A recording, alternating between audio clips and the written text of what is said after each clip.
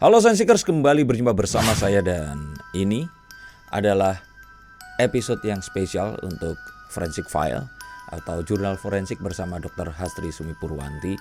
Dan ini akan menguak sebuah pembunuhan sadis yang terjadi di awal tahun ini, tepatnya di awal Februari, yang terjadi di kota Rembang, Jawa Tengah. Ini adalah beberapa fakta yang akan saya bawakan sebelum kalian semua akan menyaksikan saya ngobrol langsung dengan Bu Hastri, Dr. Hastri, tentang bagaimana kondisi di TKP, bagaimana proses semuanya ini tadi, dan akan diakhiri dengan konferensi pers tentang sebagai tersangka pelaku pembunuhan keji ini tadi. Seperti kita ketahui, yang menjadi korban adalah keluarga Ki Anom Subekti, seorang dalang senior di Rembang, Jawa Tengah. Dan ini dilakukan di Padepokan Seni Ongkojoyo, Desa Turus Gede, Rembang, Jawa Tengah.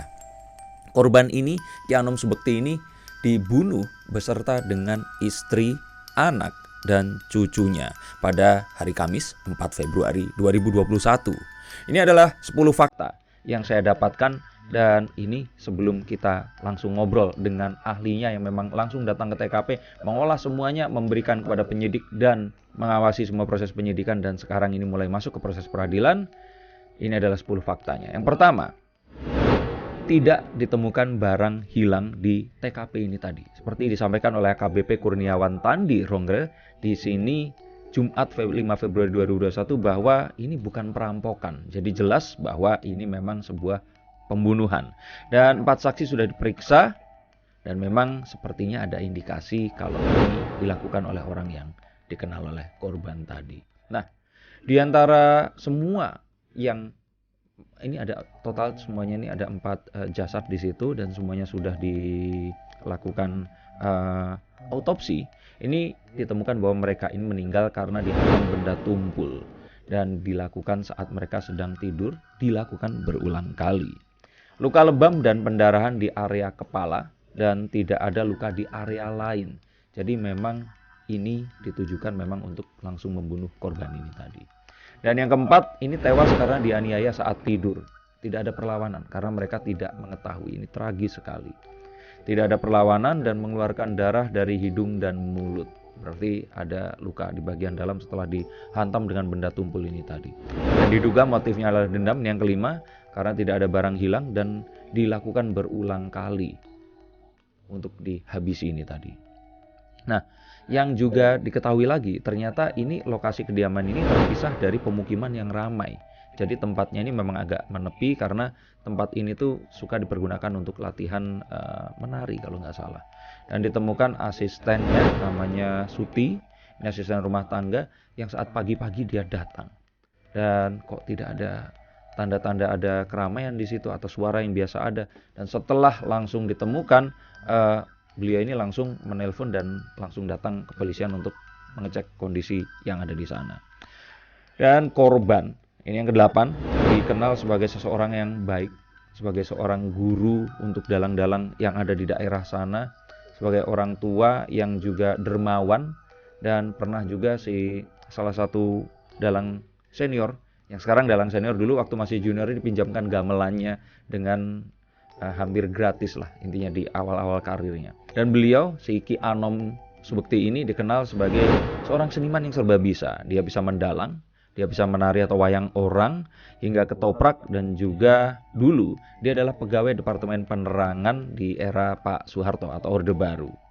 Dan memang ini dilakukannya memang diduga oleh orang-orang yang dikenal oleh beliau itu tadi.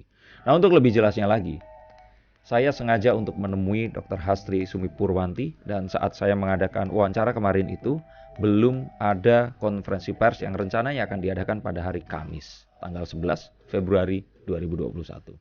Silakan menonton, ini semua berurutan dan nanti akan ditutup dengan video press release tentang siapa yang sebenarnya disangkakan menjadi pembunuh keji satu keluarga di Rembang, Jawa Tengah ini. Selamat menonton.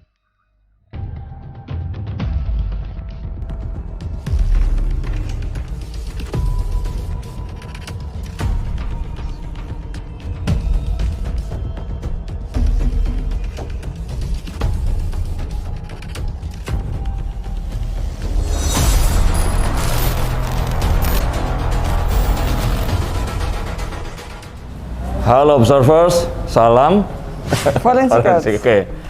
Kita sekarang berada lagi di instalasi ini ya, Dok. Kedokteran forensik. Iya, kedokteran forensik di Rumah Sakit Said Sukamto. Ya, di Rumah Sakit Polri Jakarta, masih bersama Dr. Hasri, dan kita akan membahas, saya mau nanya tentang ini, ada satu kasus yang ada pembunuhan satu keluarga, Dok. Betul, iya. Di Jawa Tengah ya? Betul, iya. Di Rembang ya, Dok ya? Iya. Iya. Nah, kita akan ngobrol, tapi ya karena hari ini belum ada press release, jadi ya mungkin dokter sampaikan yang mungkin boleh diketahui aja. Betul. Dan apa yang bisa kita lakukan dan hindari, atau bisa misalkan kalau ternyata terjadi seperti itu kita bisa laporkan kemana. Ini adalah apa yang mungkin bisa kita gali dari kasus ini tadi. Iya. Oke, tapi sambil jalan gitu. Sambil jalan. Iya, Oke. oke. Jadi gimana, Dok? Waktu itu kejadiannya hari Minggu lalu ya. Iya, hari pelan-pelan ya, Dok. Rebo. Iya. Dan Kamis pagi itu kita ke Rembang karena saya dikabarin ada 4 korban pembunuhan. Kenapa disebut pembunuhan? Ternyata memang ditemukan meninggal tidak wajar di dalam satu ruangan di rumah tersebut di Kota Rembang.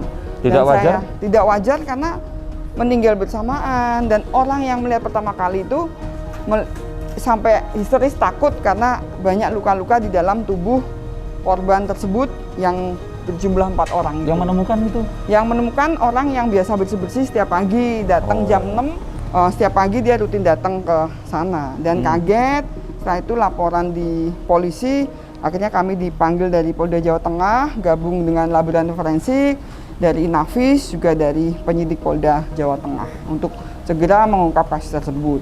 Dengan berburunya waktu kematian, sehingga kita penting sekali untuk melakukan pemeriksaan luar dan dalam terhadap 4 jenazah korban tersebut.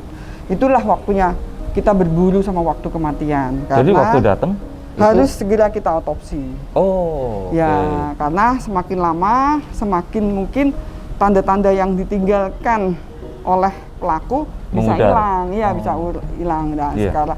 Jadi di situ kita penting sekali untuk mengungkap waktu kematian yang penting.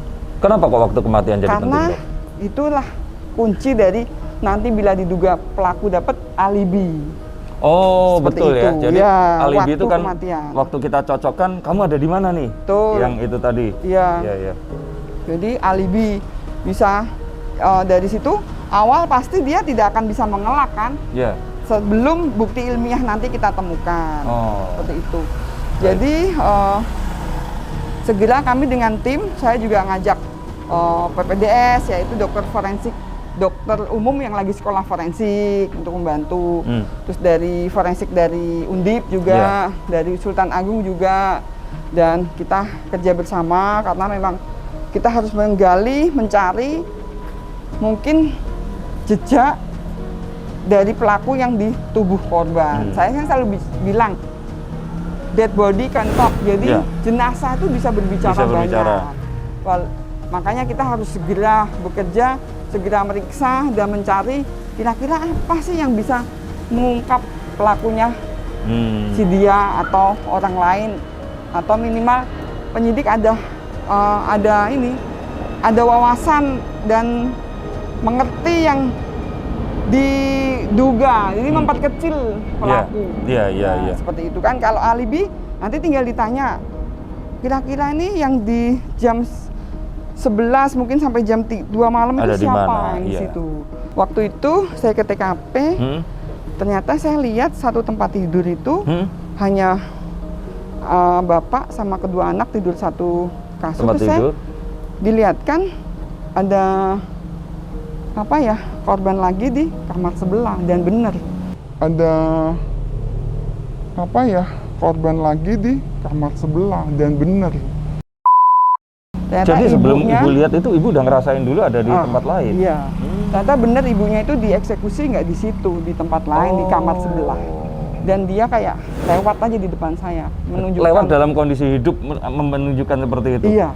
Oh, gitu. Berarti seakan-akan tuh dokter ini melihat dia itu menunjukkan mayatnya ada di mana? Di situ, padahal nggak meninggalnya di situ, padahal mayatnya udah di kamar jenazah. Oh, jadi waktu datang mayatnya sudah nggak ada? Udah nggak ada. Tapi dia datang itu menunjukkan kalau saya ada di sini. Di sebelah situ. Dan iya. itu satu hal yang penting karena kalau nggak bareng berarti pasti terjadi sesuatu yang iya, berbeda kan? makanya saya lebih teliti lagi memeriksa ibu ini, jenazah ibu ini ya karena tadi. dia kuncinya. Ya, dari bukunya. Terus ternyata memang matching nih dari luka-luka di tubuh ibu ini ada pukulan gitu loh. Ada ibaratnya dia kayak melihat, iya, terus, mengenali gitu loh, seperti itu. Terus dilumpuhkan oleh si pelaku itu tadi. Itu memang sekelibat dia lewat di depan saya menunjukkan kalau dia meninggalnya di kamar sebelah. Oh, gitu. nah ini buat pemirsa yang dari rumah, observers ini harus tahu bahwa caranya seperti ini, otomatis hal seperti ini juga bisa kita pergunakan untuk ini tadi ya, membantu. Iya, membantu, atau kalau tidak ya menghindarkan kita dari kejahatan dan sebagainya, atau kalau memang kita punya informasi yang ternyata itu tadi ya bisa dipergunakan untuk ini, ya, langsung diinfokan kalau terjadi sesuatu di sekitar kalian. Karena kan otomatis pelaku itu ya nggak akan bisa terus kayak sulap Dok, hilang satu tempat muncul tempat lain. Pas lewat CCTV itu berarti bisa dipergunakan juga ya? Bisa. Udah nggak panas. Nah Dok, setelah kemarin itu melihat TKP dan diperlihatkan oleh itu tadi, kesimpulan awalnya apa Dok? Yang awal sebelum melakukan otopsi?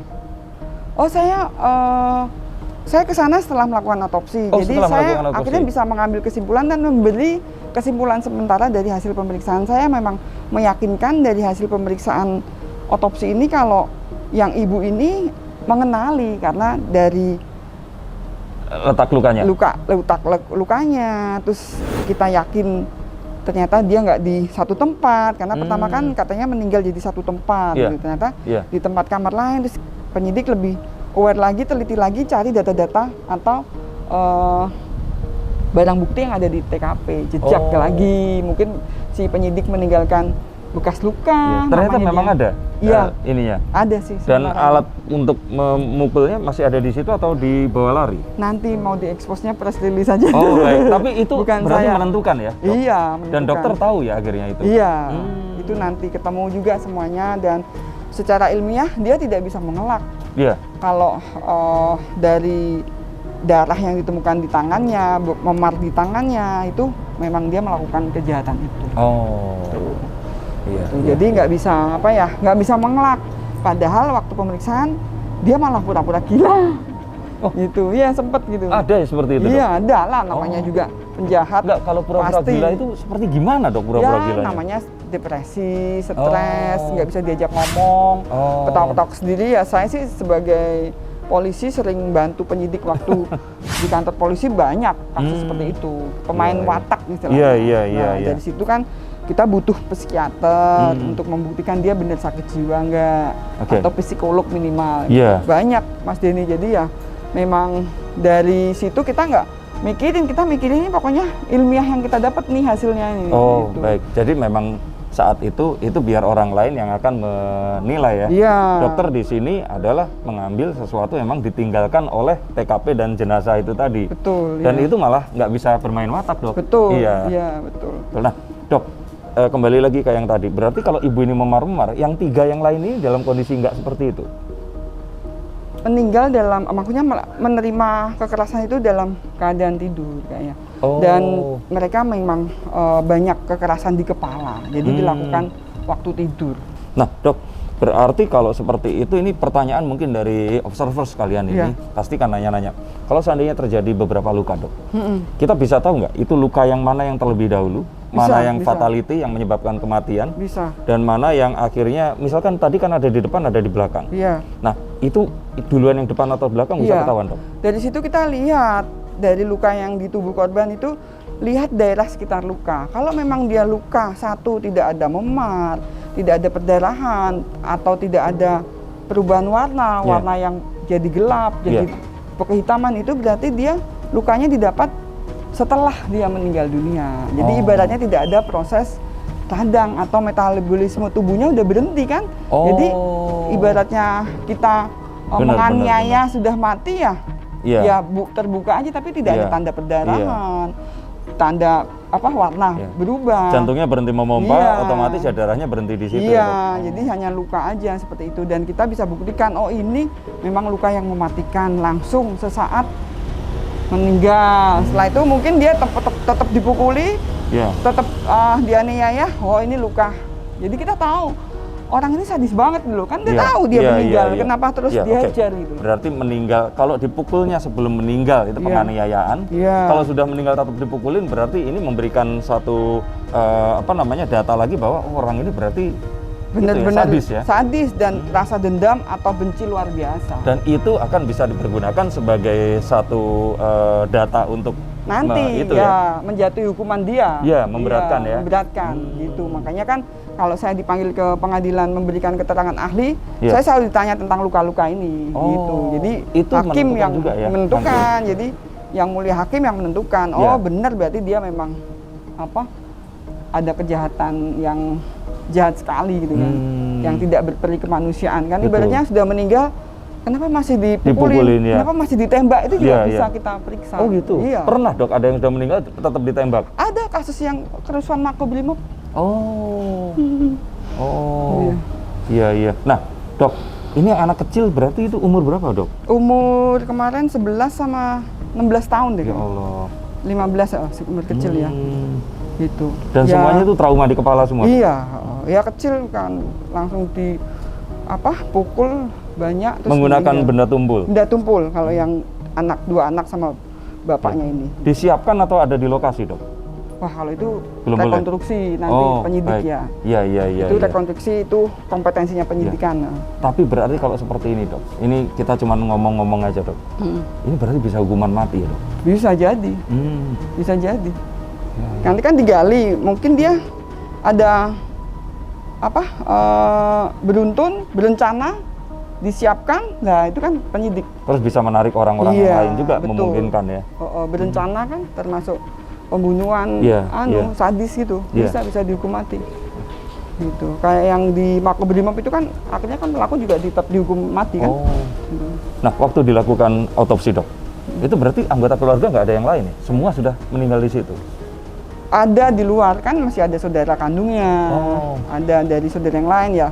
Nggak boleh masuk, yang boleh lihat hanya penyidik aja. Oh gitu. Iya. Tapi semua diotopsi berarti itu? Diotopsi ya, karena kita kan tadi Memerlukan itu tadi? betul nggak nih mati bersamaan, Iya, kan iya. lihat untuk waktu kematiannya itu. Iya, iya. Nah, setelah ini kita kembali lagi ke tadi, setelah jenazah ini tadi diotopsi, dokter datang ke mana namanya tempat TKP, lokasi TKP.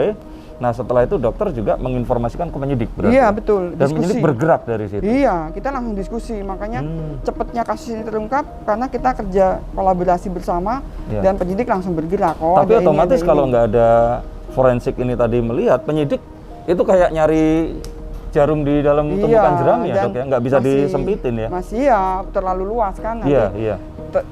takutnya pelakunya kabur. Oh iya, berburu dengan waktu Kematian itu Betul. judulnya. Itu berarti yang paling penting, berburu dengan waktu kematian. Iya.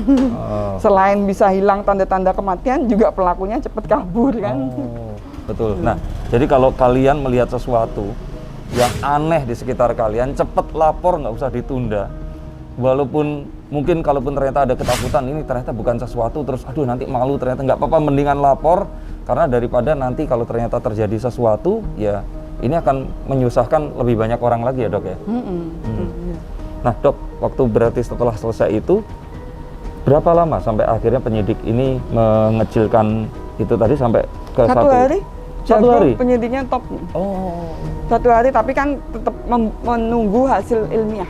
Iya, iya, Iya, iya. dari iya. hasil darahnya, Iya. terus TKP-nya semua, Iya. dan sudah yakin akhirnya 3 hari setelah kejadian kita penyidik udah oke. Dan penyidik ini lapor ke Iya, kita saling share aja datanya. Terus beliau lapor ke pimpinan, mungkin besok Kamis press release. Oh, baik, baik, baik, baik. Apalagi, Dok, selain itu yang bisa disampaikan mengenai kasus di Rembang Ya ini itu tadi? misalnya kalau ya kita nggak berharap ya teman-teman yang nonton ini kalau ketemu mungkin di tetangganya atau di rumahnya sendiri ataupun di tempat lain, dah minimal apa sih, jangan diutak-atik, jangan bongkar-bongkar atau bahkan dipindah-pindahkan. TKP. Oke, jadi kalau ada TKP jangan dipindah-pindahkan. Jangan diamburadulkan, jangan diocak apa? Ya intinya dimodifikasi seperti itu, Dok, kalau memang takut bingung segera lapor, dan itu TKP ditutup aja pakai tali atau pakai kain gitu supaya tidak mengocak-atik, karena olah TKP yang baik dan bagus itu 80% pasti kasusnya terungkap. Karena ya itu kita harus hati-hati semua di situ, pasti pelaku meninggalkan jejak di situ. Gitu. Maka harus hati-hati. Berarti memang sebenarnya kalau seperti itu terus ada orang yang kasihan malah itu dipindahkan atau malah bahaya ya, Dok? Malah mengacaukan TKP. Kita jadi bingung juga nih. Bener ya TKP-nya di sini kan, kita harus kerja hati-hati, kerja lama lagi walaupun kita bisa nantinya kan. Berarti, tapi kan butuh waktu. Forensik sama arkeolog sama ya, Dok, ya? Arkeolog, iya. Nah, Dok, kemarin setelah kejadian itu, terus nanti ini diadakan press release ya, seperti itu. Nah, sebelum press release ini, orang kan berarti kan bertanya-tanya, terus berandai-andai ini kira-kira siapa pelakunya dan sebagainya. Iya. Kira-kira kalau orang berandai-andai sama press release-nya ini cocok atau enggak? Cocok, pasti orang orang itu tadi. Orang dalam. Oke. Nah, berapa persen bahwa pembunuhan ini dilakukan oleh orang yang dikenal, Dok? Kalau yang dokter ingat? Menurut saya sih kalau biasa sepanjang karir saya 50-50 sih. 50-50 ya? Iya, karena kan kita juga harus tahu TKP-nya. Kalau TKP-nya bersih, nggak ada acak-acakan, nggak ada pembongkaran, ya pasti biasanya kita orang dikenal. Orang dikenal? Orang dalam. Kalau luka yang depan kayak tadi yang si ibu itu tadi kan lukanya sebenarnya yang fatal itu yang di belakang atau yang di depan, Dok? Di depan, berarti dia kan melihat. Gitu. Oke. Dan dia berusaha melawan. Iya. Gitu. Ya, dari tangan berarti si kulit itu tadi sempat mencakar juga dia? Iya. Itu lebih kuat lagi ya, berarti nggak akan mungkin bisa makanya itu lari. Jenazah jangan dipindah-pindahkan ataupun mungkin cepet-cepet dimandiin atau dibersihkan lah, itu kan menghilangkan semua. Kadang kan keluarga saking sedih atau kasihan Iya. Minimal biarin aja sampai tim TKP datang, dibawa ke rumah sakit, terus kita dokter forensik yang mengurusi. Oke. Dok, berarti mari kita ada poin-poin yang apa yang bisa observers ini nanti akan dapatkan dari sini. Satu berarti ya itu tadi ya, TKP, berburu dengan waktu kematian. Kedua, jaga dan amankan TKP. Tiga, segera lapor kepada yang berwenang. Oke, kalau gitu. Dan yang berikutnya ya tentu saja jangan berasumsi terhadap wah ini si itu dan sebagainya. Tetap menunggu dari yang paling polisian. Penting jangan menghalang-halangi penyidik bila minta otopsi, karena keluarga sering tidak berkenan gitu. Padahal otopsi itu penting sekali untuk mengungkap kasus ini. Pertama kan bener nggak dia korban pembunuhan, bunuh diri atau kecelakaan. Saya sering ngomong gitu. Inilah kadang keluarga tuh menghalang-halangi mungkin karena kasihan, sedih, terus secara agama harus segera dimakamkan. Padahal penyidik itu tergantung sekali dengan pemeriksaan kedokteran forensik pada korban tersebut. Gitu. Baik. Berarti ini akan diadakannya hari apa, Dok? Kamis, insya Allah. Kamis ya? Iya. Kamis itu sekarang hari Selasa, berarti 2 hari lagi. 2 hari lagi. Oke. Berarti setelah ini Kamis, kalian pasti akan menyaksikan. Press release-nya dokter ikut juga nanti? Insya Allah ikut nanti. Ikut ya? Nanti kita akan langsung lihat oleh Polda Jateng berarti, Dok? Iya. Oke. Polda Jateng, dan kalian akan bisa saksikan. Semoga saya bisa dapat nanti. Itu berarti akan ada ya di berita ya? Ada. Oke. Dan ini adalah dibuat sebelum press release ini tadi. Semoga apapun yang tadi kita obrolin ini, Dok ya, bisa memberikan satu insight ya untuk semuanya, untuk observer sekalian, agar kalau terjadi sesuatu, dan ini juga diceritakan ke banyak orang hal seperti ini, karena ini agar segala sesuatu yang tadi ya, Dok, yang memang orang yang terus kemudian meninggal karena dia satu tindak kejahatan, berhak juga untuk diungkap ininya, sebab kematiannya. Betul. Dan terima kasih Dr. Hasri. Kita akan ngobrol lagi nih setelah ini, jadi jangan kemana-mana. Nah, akan lihat lagi masih tetap baju seperti ini. Kita akan ngobrolin yang lain. Observasi. Ya. Belum. Ini tadi, Dok, apa namanya? Jangan berasumsi sebelum observasi. Salam Forensikers. Oke.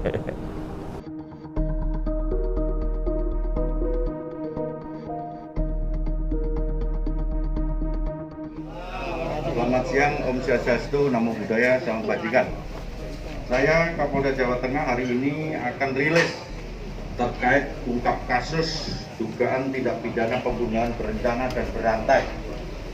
Jadi yang disertai dengan pencurian pemberatan yang terhitung mulai tanggal 8 setelah gelar perkara sudah kita bisa ungkap dan tetapkan tersangka. Jadi pembunuhan berencana yang disertai dengan pencurian pemberatan ini dilakukan oleh seorang atas nama Sumani yang sampai sekarang belum bisa diambil keterangannya karena yang bersangkutan sakit. Ini kita awali pada saat kejadian ini adalah tanggal 3 Februari kemarin, yang perkiraannya pembunuhan itu dilaksanakan pada pukul 21 sampai pukul 24. Saya ulangi, tersangka belum kita mintain keterangan, tetapi kita bisa menetapkan bahwa saudara Tsunami adalah seorang tersangka tunggal. Ini kita lakukan karena dalam 184 KUHP tidak perlu keterangan tersangka, tetapi hasil scientific identifikasi telah membuktikan cukup bukti yang bersangkutan sebagai tersangka. Awal mulanya adalah berangkat dari TKP, di mana korban sebanyak 4 orang, ada ayahnya, ada istrinya, ada anaknya, dan ada cucunya, yang 1 hari 1 malam itu meninggal di TKP di rumah. Dari berangkat olah TKP ditemukan ada gelas, di mana gelas itu ada sidik jari. Kemudian tim lapor dan identifikasi mengambil sidik jari itu, kemudian dengan scientific identifikasi yang kita punyai, benar match sidik jari itu mengarah seorang tamu yang bernama Sumani. Kita kembangkan lagi dari TKP itu, ya, kita tarik CCTV. Jadi dari jam J hari H tanggal 5 itu diketahui dari beberapa keterangan saksi dan CCTV, kendaraan yang dipakai pelaku berikut pakaiannya match.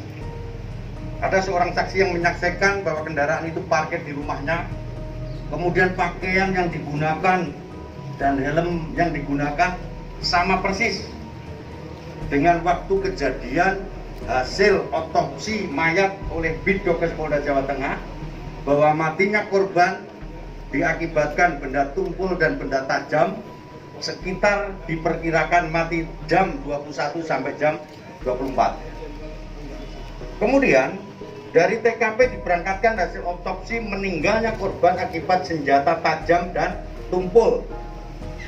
Kita kembangkan, mengerucut, kita lakukan penggeledahan di rumah tersangka, ditemukan arit sebagai alat.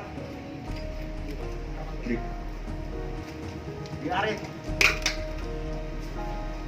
Jadi karena korbannya ada luka akibat senjata tajam, kemudian kita lakukan penggeledahan di rumah tersangka, ditemukan arit. Di dalam arit ini ditemukan darah. Jadi darah hasil lapor yang kita punyai di arit ini identik dengan darah korban istrinya, yaitu saudari Purwati. Kemudian di samping arit, tersangka kita kembangkan lagi di kuku tersangka, kemudian di kunci kontak tersangka ada darah juga yang identik dengan darah korban. Jadi ini sudah mengerucut terkait dengan pembuktian. Kemudian tersangka masih ulangi, para penyidik kita dari Satreskrim Polres Rembang berikut di backup Polda, kita kembangkan lagi di TKP untuk memperjelas terkait terang tidak pidananya. Ditemukan perhiasan di rumah tersangka. Jadi perhiasannya adalah ditemukan perhiasan di rumah tersangka, diantaranya adalah gelang, kemudian cincin, anting. Di anting ditemukan darah yang identik dengan putrinya di Anting ini. Ini di rumah tersangka ini. Kemudian cincin identik darahnya dengan ibunya. Artinya sudah match bahwa yang bersangkutan mengambil dengan paksa, mencuri dengan paksa pada saat pelaku melakukan upaya paksa terkait dengan pembunuhan, kemudian dibawa pulang dan ditemukan di TKP rumah tersangka. Kemudian kenapa yang sampai sekarang belum kita lakukan pemeriksaan? Dari tanggal 3 itu malam itu ada beberapa tamu, kemudian mengerucut seorang tamu. Tanggal 4 seorang saksi jam 6.00 itu berangkat ke rumahnya, diketahui banyak mayat atau keluarganya sudah meninggal. Kemudian tanggal 5 kita lakukan pengembangan. Pada saat tanggal 5 bahwa gelas identik, rupanya tersangka sudah merasa bahwa dia nanti akan ditangkap, sehingga berupaya untuk bunuh diri. Entah bunuh diri apa enggak, yang jelas keterangan medis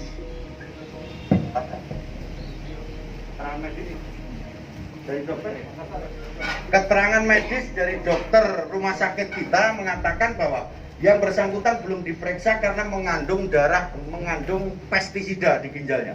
Sampai sekarang masih belum bisa kita mintain keterangan. Jadi keterangan dari dokter, yang bersangkutan belum dilakukan pemeriksaan karena mungkin berupaya untuk bunuh diri. Sampai sekarang masih dirawat di rumah sakit tersangkanya. Tetapi kita penyidik sudah bisa menetapkan tersangka berdasarkan persesuaian bukti, barang bukti dan petunjuk yang menguatkan dengan beberapa keterangan ahli, baik surat maupun keterangan ahli kita lapor dan Bidokes Polda Jawa Tengah. Demikian rekan-rekan sekalian, bahwa terkait dengan kasus tindak pidana pembunuhan berencana disertai dengan pencurian kekerasan ini bisa kita ungkap pada saat ini. Demikian yang saya sampaikan. Ada pertanyaan? Antara korban pelaku dan tersangka sebelumnya udah kenal sama korban Ya. hubungan dan Jadi begini, motif itu muncul kalau sudah dilakukan pemeriksaan kepada tersangka. Tersangka sampai sekarang urung bisa diperiksa. Karena yaitu tadi mau bunuh diri. Tetapi ada kata-kata bahwa wis sing wis ya wis. Itu di BAP awal, interogasi awal dari penyidik mengatakan begitu. Artinya apa? Bahwa di situ ada motif dendam tentang sesuatu. Jadi pada saat beberapa saksi yang kita periksa ada penawaran terkait dengan gamelan, dan korban telah menerima uang sekitar 15 juta kalau tidak salah. Jadi ada motifnya mungkin, karena tersangka belum kita periksa, motifnya adalah terkait dengan masalah uang. Dan dia kenal dengan korban dan tersangka. Baik, yang lain? mohon izin Pak Kapolda. Oke. Saya Dimas Pak dari Menyingkap Tabir TV1 Pak. Kecocokan saksi dan CCTV berupa apa saja? Lalu bukti transfer 8 juta itu apakah ada di sini Pak? Gitu Pak.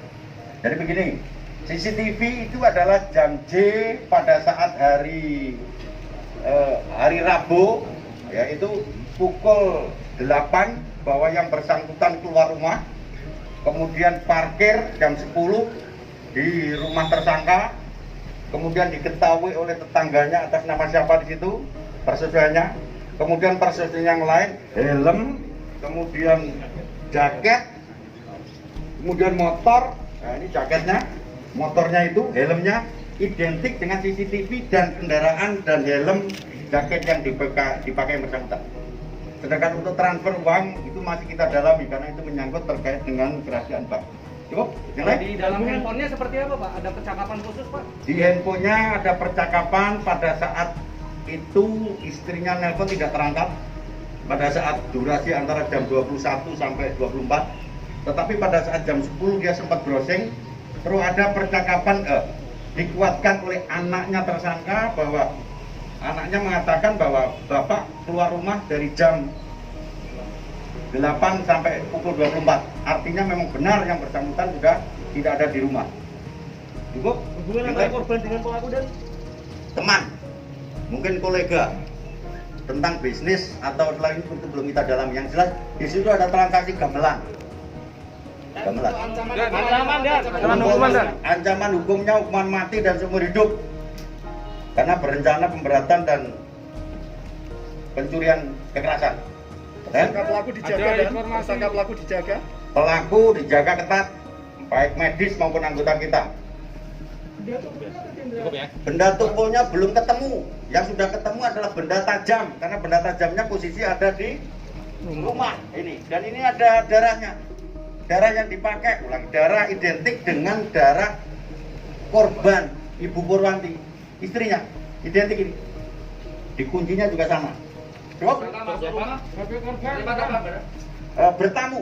Jadi tersangka bertamu, kemudian disuguhi kopi, di gelas kopinya itu ada sidik jarinya tersangka, kemudian kita lakukan pengambilan sidik jari dengan gelas kopi yang kita punya dan identik dengan pelaku. Oke, jelas ya? Cukup ya. Pembunuhan itu posisi korban masih itu ya, Mas, belum tidur gitu. Sudah tidur. Terus tuh, Tapi masih lampunya dibiarkan begitu dan atau bagaimana? nah itu nanti kalau dia sudah sadar kita periksa akan tahu. Oh, bisa diperiksa. Cukup ya teman-teman ya. Dengar cukup ya? Cukup ya.